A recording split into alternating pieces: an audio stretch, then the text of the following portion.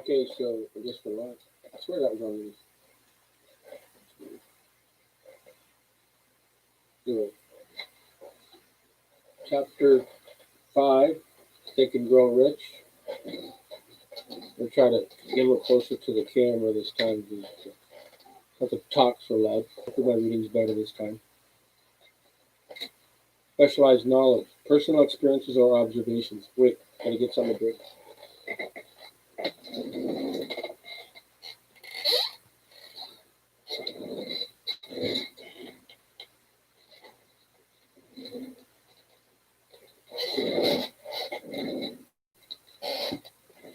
I quickly learned that I get parts to quickly read it.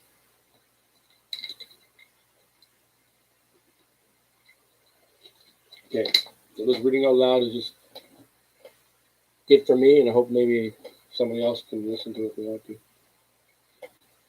So, nobody ever sees me with glasses. The only time I wear glasses is when I read.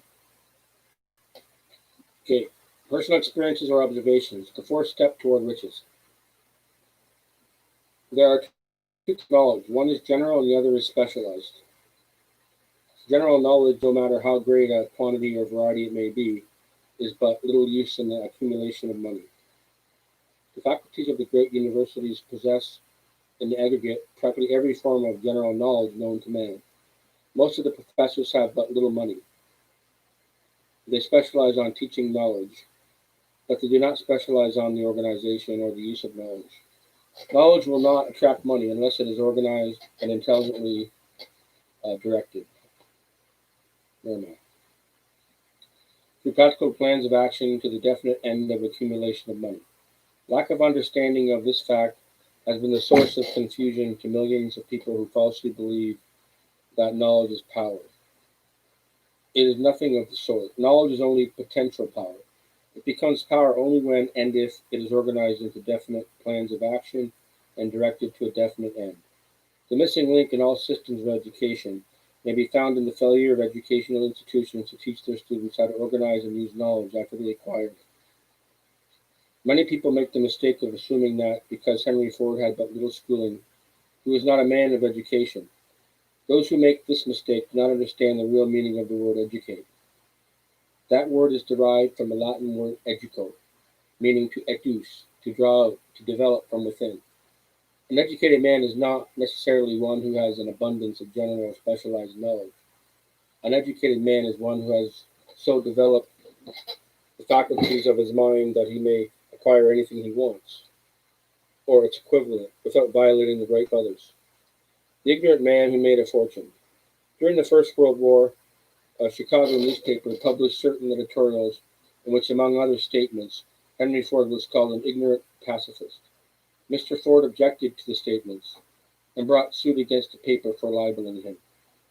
When the suit was tried in the courts, the attorneys for the paper pleaded justification and placed Mr. Ford himself on the witness stand, for the purpose of proving to the jury that he was ignorant. The attorneys asked Mr. Ford a great variety of questions, all of them intended to prove, by his own evidence, that, while he might possess considerable specialized knowledge pertaining to the manufacture of automobiles, he was, in the main, ignorant. Mr. Ford was plied with such questions as the following: Who was Benedict Arnold? How many soldiers did the British send over to America to put down the rebellion of 1776? In answer to that last question, Mr. Ford replied, I do not know the exact number of soldiers the British sent over, but I have heard it was a considerably larger number than ever went back. Finally, Mr. Ford became tired of this line of questioning. In reply to a particularly offensive question, he leaned over, pointed his finger at the lawyer who asked the question, and said, If I should really want to answer the foolish question you have just asked, or any of the other questions you have been asking me, let me remind you that I have a row of electric push buttons on my desk, and by pushing the bright button, I can summon to my aid men who can answer any question I desire to ask concerning the business to which I am devoting most of my efforts. Now, will you kindly tell me, why should I clutter up my mind with general knowledge for the purpose of being able to answer a question, when I have men around me who can supply the knowledge for you? They certainly have good logic to that reply. The answer floored the lawyer. Every person in the courtroom realized it was the answer, not of an ignorant man, but of a man of education. Any man who's educated, who knows where to get knowledge when he needs it, and how to organize that knowledge into definite plans of action. Through the assistance of his mastermind, Henry Ford had at his command all specialized knowledge he needed to enable him to become one of the wealthiest men in America. It was not essential that he gave his knowledge to his mind.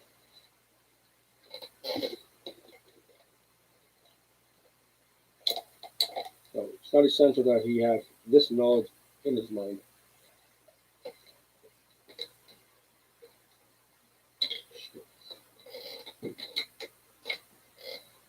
How can how can get all the knowledge you need?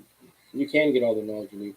Before you can be sure of your ability to transmute desire into monetary equivalent, you will require specialized knowledge of the service, merchandise, or profession which you intend to offer in return for fortune. Perhaps you may need much more specialized knowledge than you have the ability or the inclination to acquire. And this should be true. You may bridge your weakness through the aid of your mastermind group.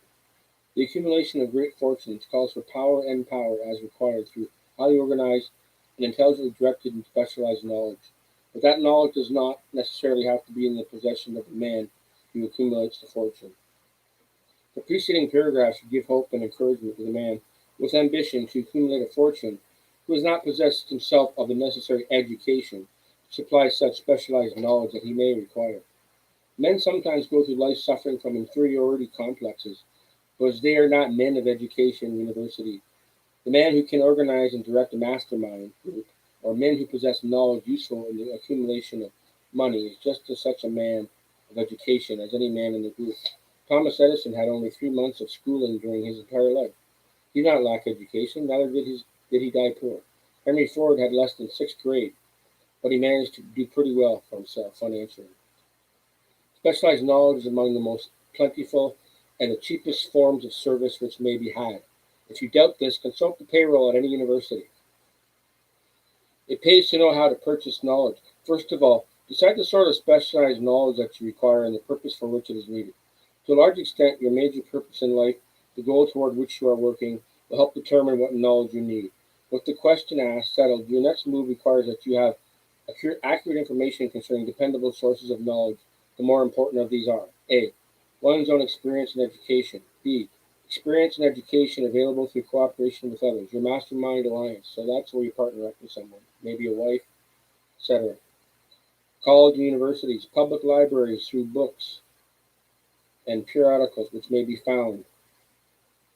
Specializing training courses through school. As knowledge is acquired, it must be organized and put into use for a definite purpose through practical plans. Knowledge has no value except that which can be gained from its application towards some worthy end. If you contemplate taking additional schooling, first determine the purpose for which you want the knowledge you are seeking. Then learn where this particular sort of knowledge can be applied for practical resources. Successful men in all callings never stop acquiring specialized knowledge related to their major purpose, business, or profession. Those who are not successful usually make the mistake of believing that the knowledge acquiring period ends with one finishing school. The truth is that schooling does not but little more than put one in the way of learning how to acquire practical knowledge. The order of the day is specialization. This truth was emphasized by Robert Moore, former director of placements at the Columbia University. Specialists most sought, particularly sought after by employing companies, are candidates who have specialized in some field. Business school graduates with training in accounting and statistics, engineers of all varieties, journalists, architects, chemists, and also outstanding leaders in activity of the men of senior class. The man who had been active on the campus, whose personality is such that he gets along with all kinds of people, and who has done an adequate job with his studies, has a most decided edge over the strictly academic student. Some of these, because of their all-around qualifications, have received several offers of positions, a few of them as many as six. One of the largest industrial companies, a leader in its field, in writing to Mr. Moore concerning prospective seniors at the college, said, "We are interested primarily in finding men who can make exceptional progress in management work. For this reason, we emphasize qualities of character, intelligence, and personality, far more than specialized educational background." Apprenticeship proposed. Proposing a system of apprenticing students in offices, stores, and industrial occupations during the summer vacations, Mr. Moore asserted that after the first 2 or 3 years of college, every student should be asked to choose a definite future course and call a halt if he has been merely pleasantly drifting without purpose through an unspecialized academic curriculum. Colleges and universities must face the practical consideration that all professions and occupations now demand specialists, he said, urging that educational institutions accept more and direct responsibility for patient vocational guidance. One of the most reliable and practical sources of knowledge available to those who need specialized schooling are the night schools operated in large cities.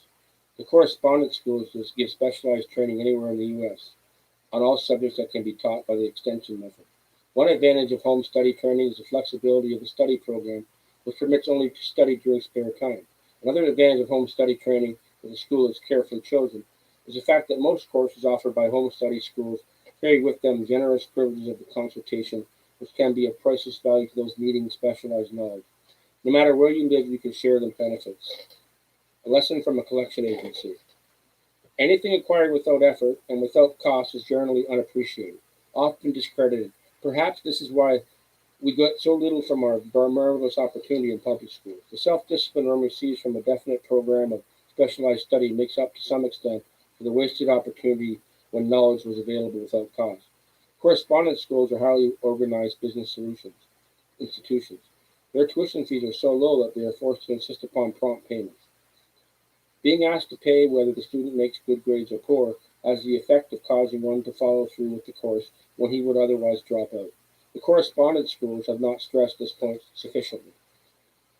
For the truth of their collection departments constitute the very finest sort of training on decision, promptness, and the habit of finishing what one begins. I learned from this experience more than 45 years ago. I enrolled for a home study course in advertising. After completing 8 or 10 lessons, I stopped studying. But the school did not stop sending me bills. Moreover, it insisted upon payment, whether I kept up my studies or not. I decided that if I had to pay for those courses which I had legally obligated myself to do, I should complete the lessons and get my money worth. I felt at the time that the collection system of the school was somewhat too well organized, but I learned out later in life that it was a valuable part of my training for which no charge had been made. Being forced to pay, I went ahead and completed the course. Later in life, I discovered that the efficient collection system of that school had been worth much in the form of money earned because of the training and advertising I had so received reluctantly. The road to specialized knowledge. We have in this country what is said to be the greatest public school system in the world. One of the strange things about human beings is that they value only that which has a price. The free schools of America and the free public libraries do not impress people because they are free. This is the major reason why so many people find it necessary to acquire additional training after they quit school and go to work. It's also one of the major reasons why employers give greater consideration to employees who take home study. They have learned from experience that any person who has the ambition to give up a part of his spare time to study at home has in him the qualities which make for leadership. Interesting time. People are working from home now. They're studying from home. There is one weakness in people for which there is no remedy. It is the universal weakness of lack of ambition.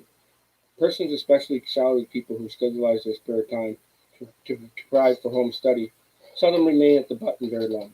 Their actions open the way for the upward climb, removes many obstacles from their path, and gains the friendly interest of those who have the power to put them in the way of opportunity. The home study method of training is especially suited to the needs of employed people who find, after leaving school, that they must acquire additional specialized knowledge but cannot spare the time to go back to school. Stuart Austin Weir prepared himself as a construction engineer and followed this line of work until the Depression limited his market to where it did not give him the income he required. He took inventory of himself, decided to change his profession of law, went back to school, and took specialized courses by which he prepared himself as a corporation lawyer. He completed his training, passed the bar examination, and quickly built a lucrative law practice. Just to keep the record straight and to anticipate the alibis of those who will say, I couldn't go to school because I have a family to support or I'm too old, I will add the information that Mr. was 40, over 40, and married and went back to school. Moreover, by carefully selecting highly specialized courses in colleges best prepared to teach the subjects chosen, Mr. Ware completed 2 years in 2 years the work for which the majority of law students require 4.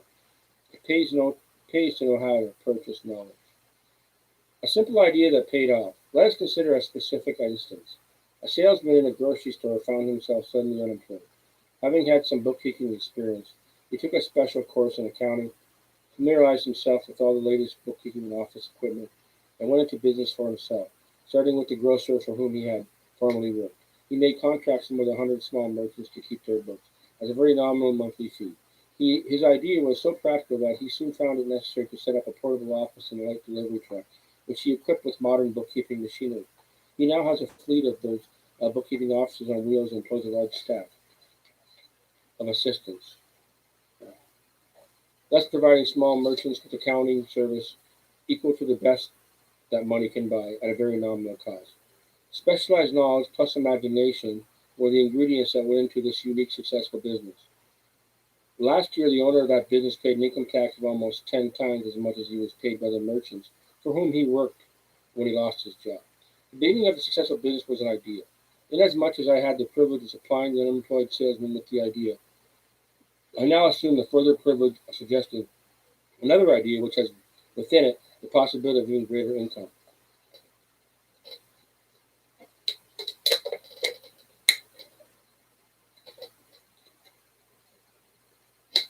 Camera, I hope you hear me this time.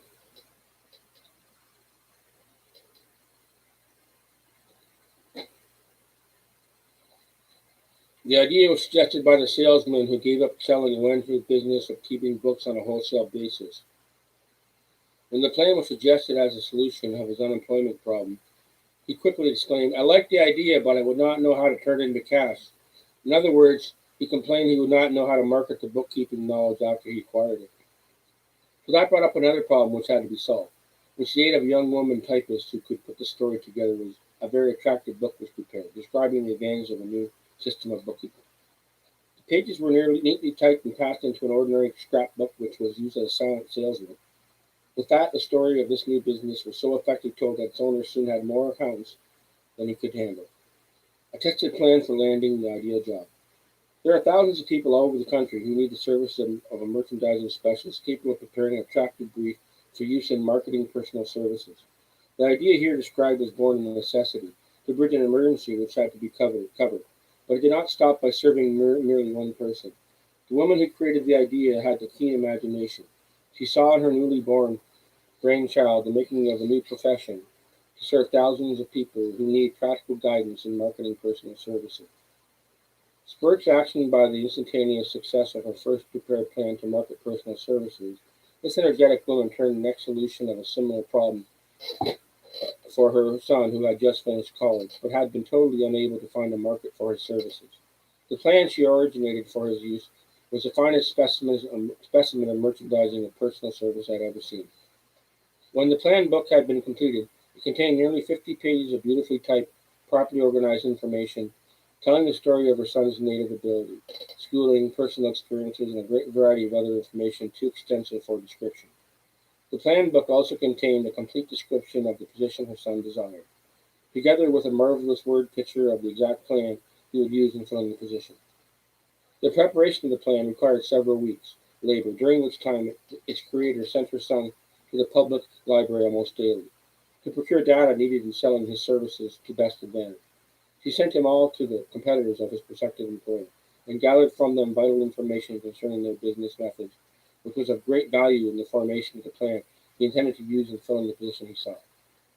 When the plan had been finished, it contained more than half a dozen very fine suggestions for the use and benefit of the prospective employer. You don't have to start at the bottom.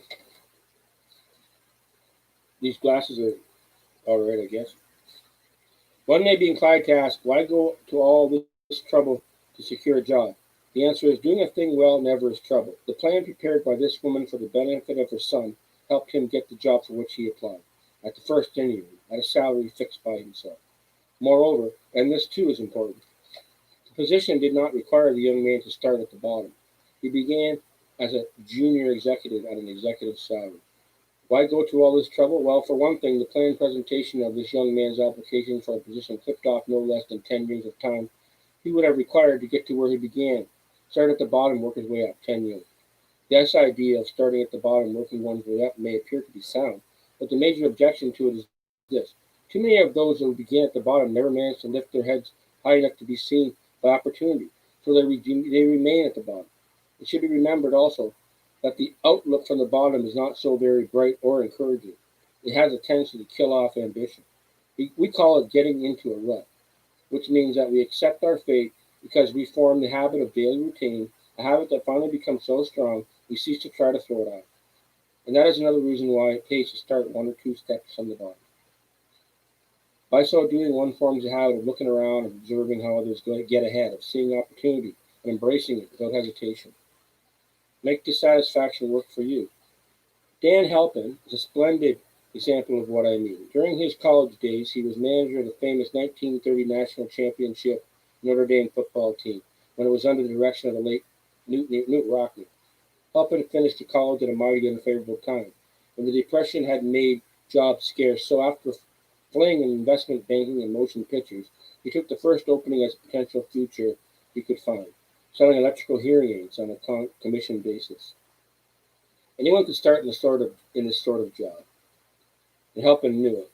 But it was enough to open the door for opportunity.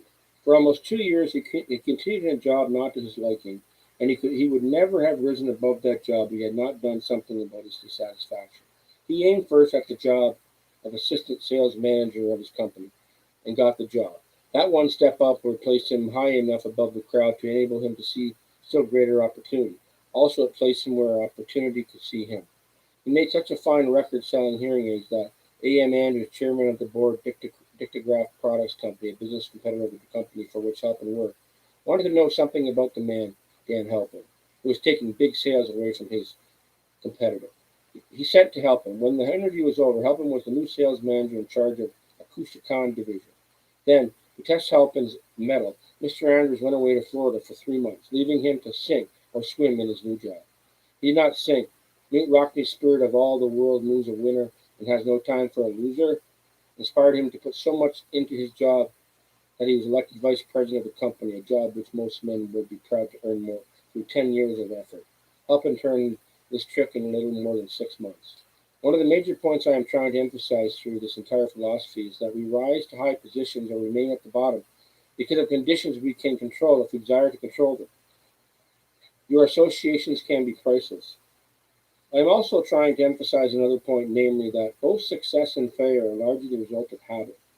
I have not the slightest doubt that Dan Halpin's close association with the greatest football coach America ever knew planted in his mind the same brand of desire to excel which made Notre Dame football famous. Truly, there is something to the idea that hero worship is helpful, provided one worships a winner. My belief in the theory that business associations are vital factors, both in failure and in success, was clearly demonstrated with my son Blair as negotiating with Dan Halpin for a position. Mr. Halpin offered him a beginning salary of about one half of what he could have gotten from a rival company. I brought parental pressure to bear, and induced him to accept the place with Mr. Halpin, because I believe the close association of one who refuses to compromise with circumstances he does not like is an asset. So, he refuses to compromise with circumstances he does not like is an asset that can never be measured in terms of money. The bottom is a monotonous, dreary, unprofitable place for any person. This is why I have taken the time to describe how lowly beginnings may be circumvented to proper planning. Make your ideas pay off through specialized knowledge. The woman who prepared the personal services plan for her son now receives requests from all parts of the country for her cooperation in preparing similar plans for others who desire to market their personal services for more money. It must be presupposed that her plan merely consists of clever salesmanship by which she helps men and women to demand and receive more money for the same services for they formerly sold for less. She looks after the interests of the purchaser as well as the seller for personal services, and so prepares her plans that the employer receives full value for the additional money he pays. If you have the imagination to seek a profitable outlet for your personal services, this suggestion may be the stimulus for which you have been searching. The idea is capable of yielding an income far greater than that of the average doctor, lawyer, or engineer whose education required several years of college. There is no fixed price for sound ideas. Back of all ideas is specialized knowledge. Unfortunately, for those who do not find riches in abundance, specialized knowledge is more abundant and more easily acquired than ideas. Because of this very truth, there is universal demand of an ever increasing opportunity for the person capable of helping men and women to sell their personal services advantageously. Capability means imagination. The one quality needs to combine specialized knowledge with ideas in the form of organized plans designed to yield riches. If you have imagination, This chapter may present you with an idea sufficient to serve as a beginning of the riches you desire. Remember, the idea is the main thing.